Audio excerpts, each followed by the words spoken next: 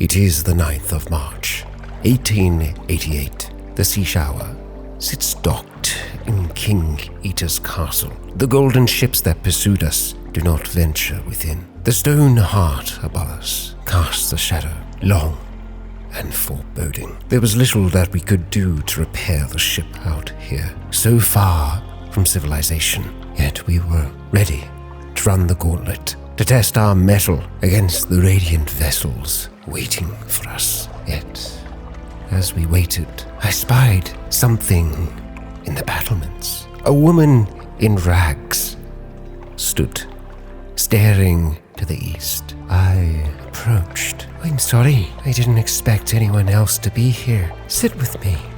No, do not look to the east. I only dare because I know I will see nothing like the 5 that came before me. It is my first time at sea. We do not get out much. But you must have traveled far to end up here. Tell me your stories. I had barely began before she interrupted. How about the Gant Pole? They say there they see the future. If you go, you could ask what the 7th will witness. I happily give my life to prepare the ground, but to know would be the greatest of honors. As it stood, the Gant Pole lay far to the north. It was not a journey I was eager to undertake, and so I politely nodded before returning to the Sea Shower. No, we would be leaving with all haste, traveling to the west, into the unknown once again, hopefully avoiding those gleaming ships of doom. We traveled once again through the sea of statues. The waters were still calm, silent, and there was no sign of our pursuers. And just then, as I felt a moment of relaxation, I heard her. A sailor had run mad. She roamed the ship, cudgel in hand, smashing comrades to the deck. She cried, "He is angry! Oh, he is angry!" It was madness, and it was a madness I could not allow. It was the only safe thing to do. One man had already fallen to her madness. I would not allow another. A bitter end. My sailor's weapons roared, and down she went. I recited a hasty funeral for the poor soul and her wretched victim. But who would be next? Another 2 crew lost to the sea, leaving us only with 9, and 3 lost in less than a week. Fear was settling in, terror growing. 10th of March, 1888. A buttery bloom of light was spied on the southern horizon. The mirrored city, Varchas, was said to linger out this way. Just in time, too. Fuel was getting low, spirits even lower. Yet there it was. First we spied the port, Erdonmes, beyond Varchas, the mirrored city, where light was always low. The walled city of Varchas is a tangle of green vines, luminescent fungal flowers, slow blooming around mouldering stone. Aqueducts of carved-stepped towers rose over the walls and poured burning white light into the bleak sky. A rough, shadowed path led from the docks to the mirrored gates of Varchas.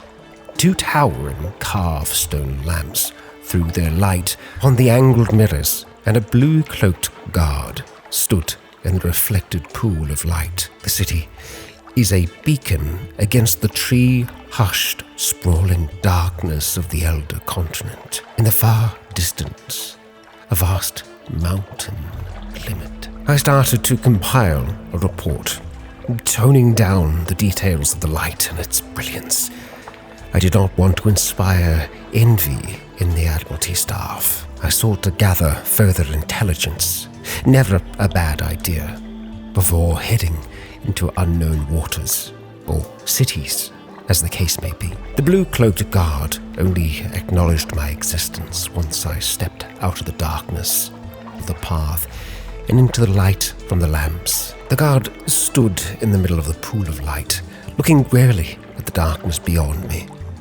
Up close, the guard's blue cloak was threadbare and mossy along the hem. A pattern of embroidered suns ran along the collar, but the gold thread was dull. The kohl around the eyes was smudged. "Well, Tamas," she asked, "are you going to ask your questions, or are you just going to stare?"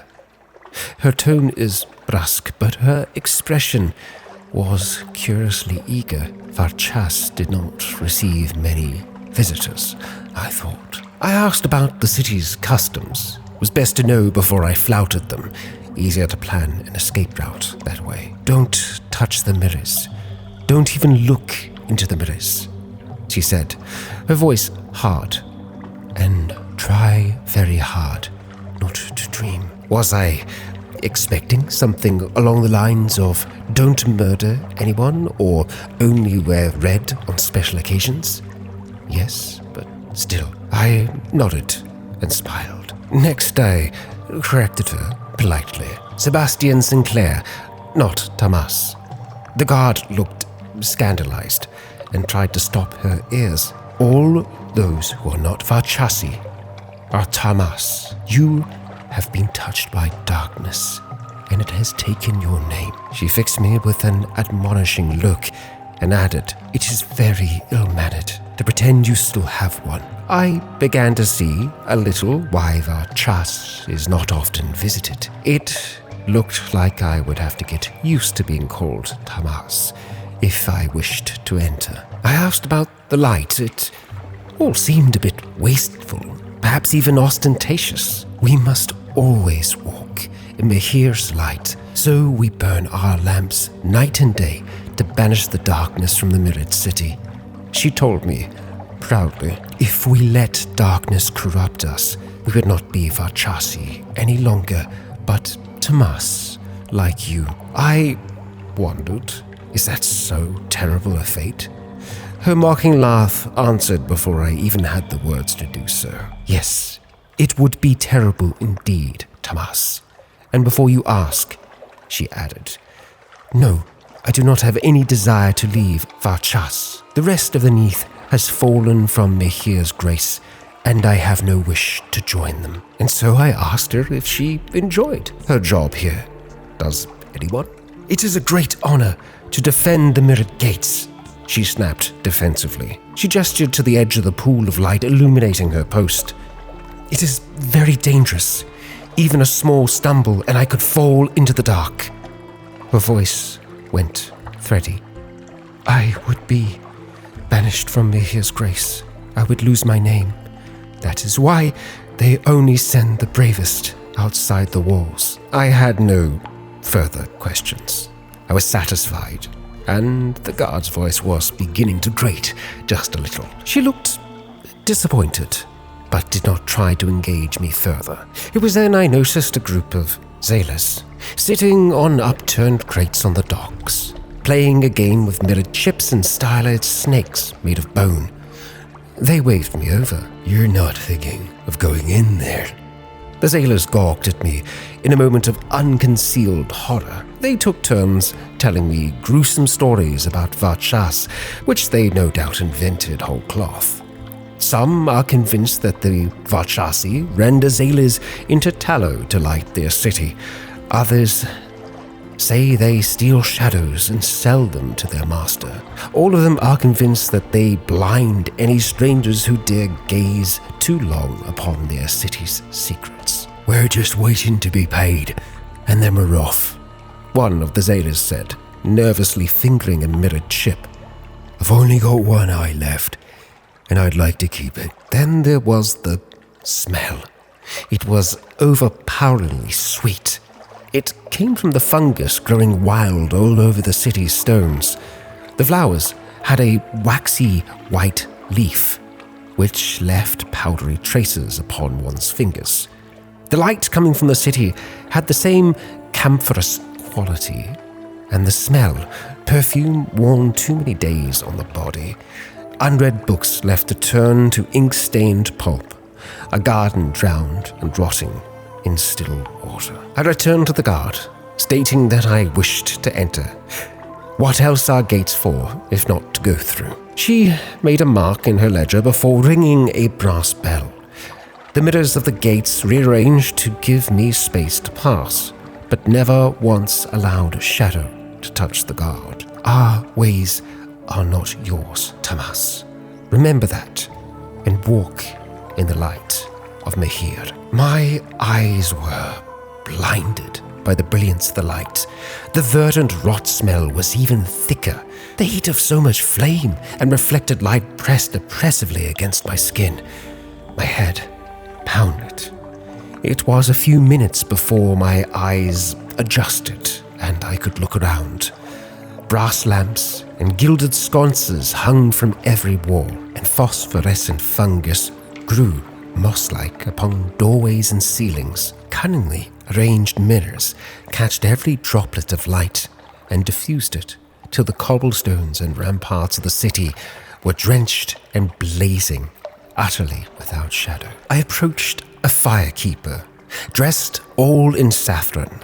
A pair of thick fireproof gloves dangled from a silver chain at her waist. I'm too important to play guide to you, Tamas, she told me before I even opened my mouth. I'm the keeper of the Western Principal Mirror. She pointed up to the enormous multi-faced mirror set atop each of the city's 5 towers. I'm only here because I'm looking out for my idiot brother. He is probably busy pouring wine down some pretty dark-eyed boy's throat in a tavern. Is it a matter of great urgency, I wondered? He's late for his lamp checks in the sacred district, was her terse reply as she hurried away. If the Agnihotri found out, he'd be lucky to end up a lake dredger. I then found a white-cloaked guard. The suns embroidered on his cloak were picked out with gold thread, and the edges jeweled with carnelian to mass. He pressed his hands together in greeting, then gave me an anguished look. You look terrible. Are you sick with a terrible outsider's disease, or is that what your nose naturally looks like? Over my protestations, he gave me directions to the hospital. Oh, the medics are all butchers, to be sure, but they walk in the light of Mihir, he added breezily, and then pointed out the guardhouse and the vague direction of the Temple of Mihir, and a street of bars and gaming houses. We do not want to get a reputation for being inhospitable. He laughed, as if he made a grand joke. I laughed along, weakly. In the distance, a tower bell sounded. It was time to venture further than the outer district. The mirrored city gleamed invitingly. I was sure I would get used to the smell in time. I walked galleried courtyards, wreathed with vines and fungal blooms. Long, straight roadways crisscrossed the length and breadth of Varchas. The stone worn by the wheels of carts and the tread of 1,000 slippered feet. Lamplighters constantly checked the fuel levels of the sconces and replaced the wicks. Firekeepers checked the coiled springed mechanisms that controlled the angle of the mirrors. There was much to explore. Surely, the bars and gaming houses would provide a little relief.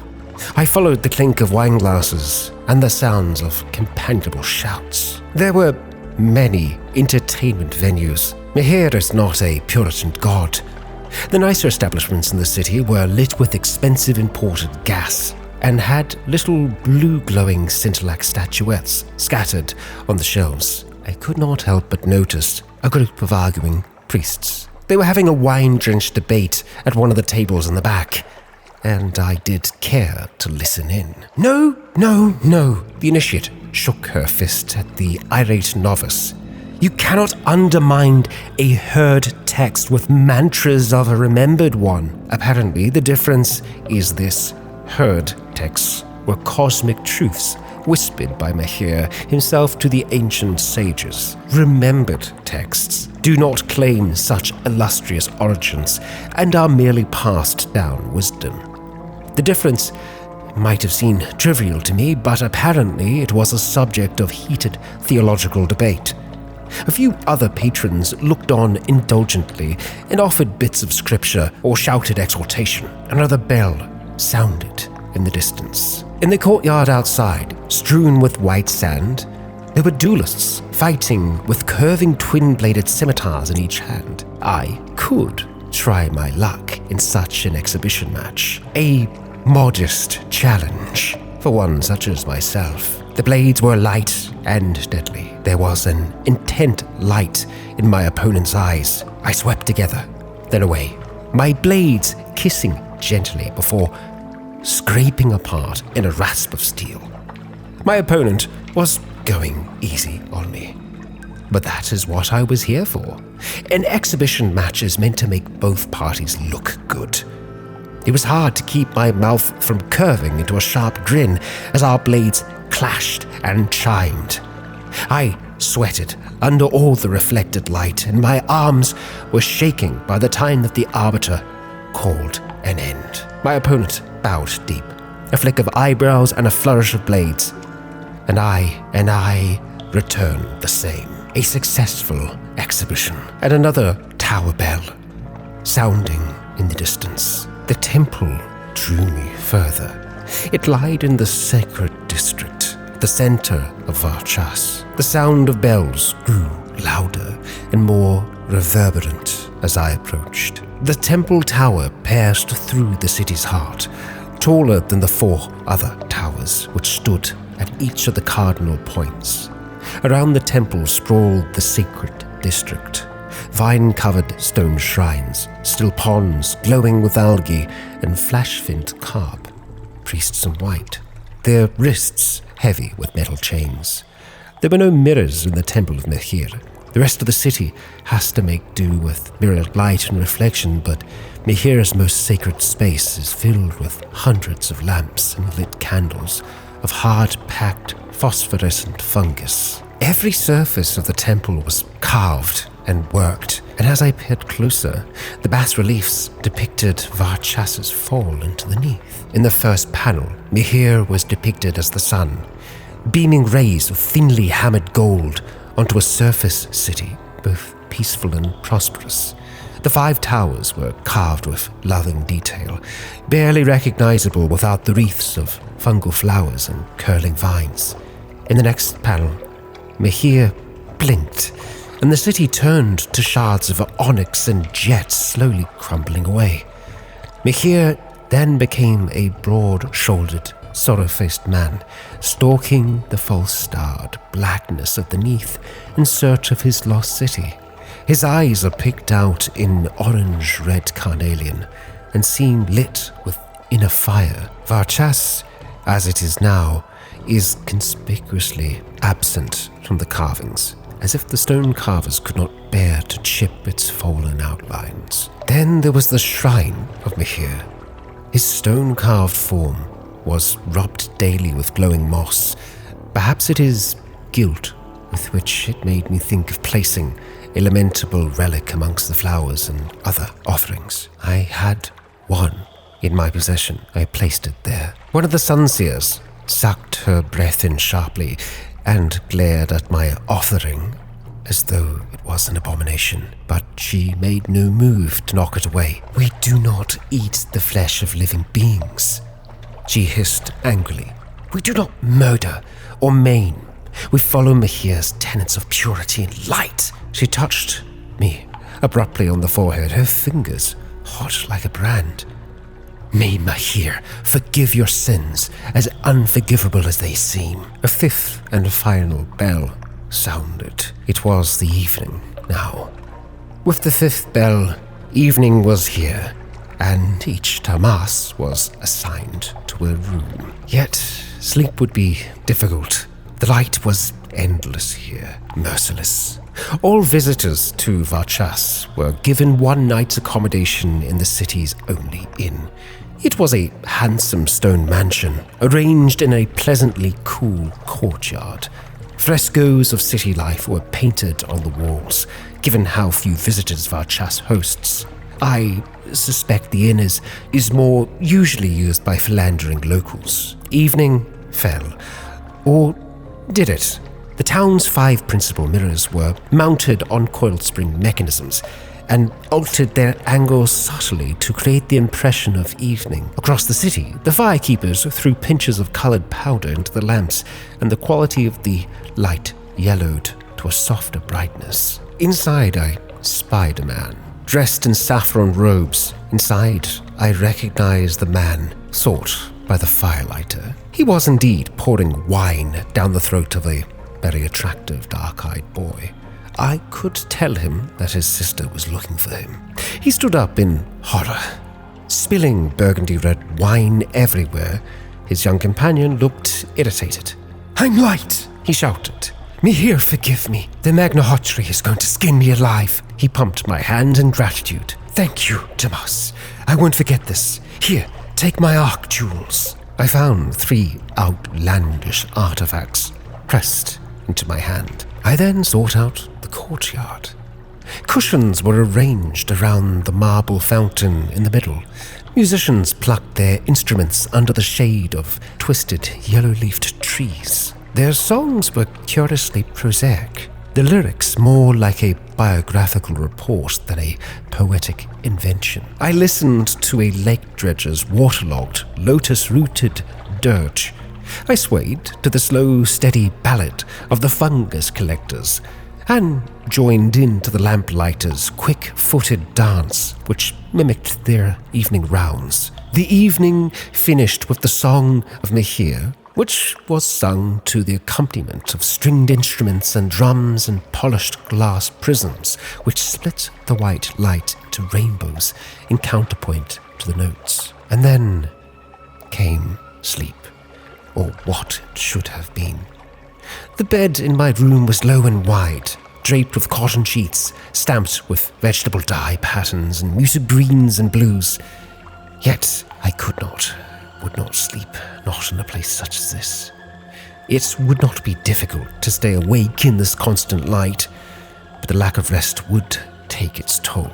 I watched the light scintillate across the inn's walls. I pinched the delicate skin of the inside of my elbows and paced the length of the room. Did the mirror beside my bedside give me a roguish sort of glint? Was I going out of my seafaring mind? I decided, very deliberately, not to look. It was dawn. Outsider time in Varchas was strictly rationed. Each morning at dawn, the guard visited the inn to eject any Tomas they found. They were polite, but very definite. "Return," the guard told me. But not yet. With that, they ushered me into the darkness beyond the walls. I blinked. Mirror dazzled from my eyes. It was cold out here. And so it was. We left, empty-handed, with supplies, yes, but only the small amount of fuel we had left when we arrived. 1 unit left in reserve, while the other slowly burnt away. We would travel quickly as we might, to the west, to Adam's Way, before the furnace grew cold. A carmine tint to the waves. We were close to Adam's Way, where flows the mountain's blood, with little fuel remaining. There it was, out of the darkness. The great stone monuments. It would seem we were not doomed to death. Not just yet. However, I would have to share a tale or two. And so it was I spoke of a city recently fallen. The gracious here were always eager for news from London. Was their interest strategic, or did they just enjoy hearing about London's miseries? Regardless, they permitted us to dock. The day had just begun. In the town square, a yellow-robed priestess planted a seed in a bed of black soil. No sooner had she patted the soil down than a tiny shoot poked forth. By mid-morning, it would be a sapling, and by lunchtime, a budding tree. By the evening's end, it would wither and fall. We must be back on the sea shower before then. To the south lay the Elder Continent, and the 72 cornucopian kingdoms of the Presbyteriate. Were any of the stories true? Rivers of honey, castles of ivory. Who could say? Foreigners, that was I, were forbidden from the interior. The closest we could get was Adam's Way, a shouting, feasting, thieving riot of a port. For now, I ignored the gaudy entertainments, intended to defraud visitors, past the street hawkers. They would only tell me what I wanted to hear, and shunned the tavern gossip, most of which was fabricated by the Mithridate office, the pesters propagandists. I climbed stairs cut into the hill and sat at the foot of the beak-capped stone columns. They would shield me from the southern mountain heat. Here I sat quiet and listened to old storytellers that shared the shadow. The pester is on the verge of declaring the Dawn Machine a blasphemy. London's bureaucracy is riddled with the children of the Thief of Faces. An expedition of foreigners recently put to the shore of the west, then went south in search of the garden. They were rediscovered and given to the Red River. I had something of a port report now. I then happened upon an avuncular broker who had a commission. A modest task, but one of scriptural significance. He was conducting interviews. He met me on the balcony of a shoreside coffee house. His handshake was elusive. His smile and cummerbund were broad. He urged me to squares of sticky baklava and tiny glasses of black coffee sweetened with a sprig of mint. I trust you won't mind answering a few questions, he asked, opening a notebook to ensure we're on the same page, so to speak. The interview was scandalously personal. What business had he to ask such things? Still, I would answer truthfully, though it would mean giving up a secret. He blinked in surprise. Goodness, I must admit, I expected you to lie. Never mind. Knowing you as well as I do now, he studied his notebook, too embarrassed to meet my eye. I think we can do business. He ordered a plate of figs soaked in honey. Tell me, what do you know of the disciples of the Thief of Faces? Or snuffers to children and Londoners? Awful creatures. Eat candles, steal faces. Raising them is sacrament. An associate of mine recently found one in Port Carnelian, but before he could expose it, he disappeared. Maybe the snuffer got him, or perhaps it was one of the port's spies. The place is stuffed with them. Your commission is to root out Port Carnelian's snuffer. Capture it. Bring it back here. I would like to ask it a question or two. He popped a fig into his mouth, and a deal was sealed. I was then off to visit an exhibition of Presbyterian curiosities. For the insignificant price of a single echo, the sober showman would lay out the wonders of the Elder Continent directly at my feet. The signs advertising his entertainments bristled with exclamation marks. In person, he was even more circumspect. The crew desperately needed a break. I would pay for them to spend an improving day at the exhibition. 20 echoes was a small cost. Some saw sights. Some experimented with the hot, honeyed wine of the Elder Continent. Still others paid for furtive visits to a shadowed tent whose sign promised the perfumed pantherine dances of the exotic South, performed to authentic and rousing music twice hourly. A sign outside the tent read, "Explore the natural and unnatural wonders of the Elder Continent." An impossibility that caught my eye. Here in a glass case, a rose grew from a stone. The stone was real, the rose was real. What nourished it? The sober showman peered over my shoulder. It was planted a furlong from the mountain, and basked for a summer in its light. What need has it for water now, or air? The tree of single day cracked and leaned. It was time to restock. 120 echoes for 10 units of fuel. It should be enough to see us home. They were also selling candles, so I sought to buy 4, just for good measure. There was nothing that we could do to repair the Z-shower here. Yet, we had fuel, we had supplies, we had a hope that we would yet stay alive. However, 2 more fell on our journey in the past few days, and we were still far from home. Yet, these waters we knew better than others yet. I was confident we would make it back. We would just need to hold on a little longer. Rein in the terror, avoid the beasts of the deep, and hope the gaze of salt, storm, and stone remain averted.